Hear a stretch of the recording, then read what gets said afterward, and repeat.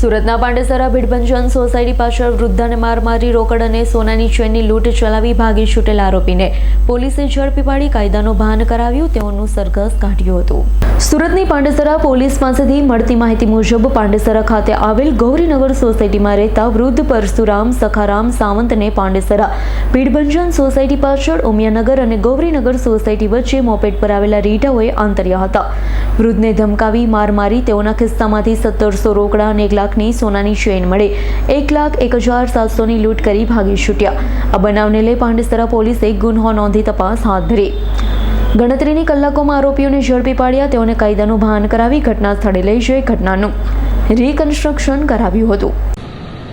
15 તારીખ સવારનો એક વૃદ્ધ સાથેનો બનાવ હતો। 2 આરોપીઓ જે હતા એ લૂંટ કરી ચપ્પુ દેખાડી અને નાસી ગયેલા હતા। એ બાબતે ફરિયાદી અમારી સાથે અહીંયા પોલીસ સ્ટેશન ફરિયાદ દેવા માટે આવ્યો। એની ફરિયાદ લેવામાં આવેલ અને તેની બાબતે કાયદેસરની કાર્યવાહી કરી આરોપીઓને સમય મર્યાદાની અંદર પકડી લેવામાં આવ્યો છે અને અત્યારે એનું રિકન્સ્ટ્રક્શન કરવા માટે આવેલ છે।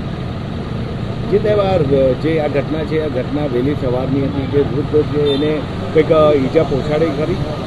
ના, ઈજા તો હાલ એને ભીખમુક્કીનો માર છે ફરિયાદ પ્રમાણે અને બીજું જે વ્યથા કરી છે અને લાફાને એવું બધું મારેલ છે। બાકી બીજો કોઈ ઘાવ દેખીતી રીતે લોહી નીકળેલ એવું કંઈ નથી। જે તેમાં આવા અસામાજિક તત્વો સામે આ ગુનેગારોને શું સંદેશો? સંદેશો કડક જ છે પોલીસ તરફથી કે ભાઈ કોઈ પણ આવો ગુનો કોઈ આચરશે અને ઘરે છોડવામાં આવશે નહીં। પૂરતા પુરાવા મેળવવામાં આવશે, ચાર્જશીટ કરવામાં આવશે અને નામદાર કોર્ટમાં રજૂ કરવામાં આવશે। Bureau report S9 news Surat. અમારી તમામ માહિતીથી અપડેટ રહેવા માટે જોડાયેલા રહો S9 ન્યૂઝ સાથે।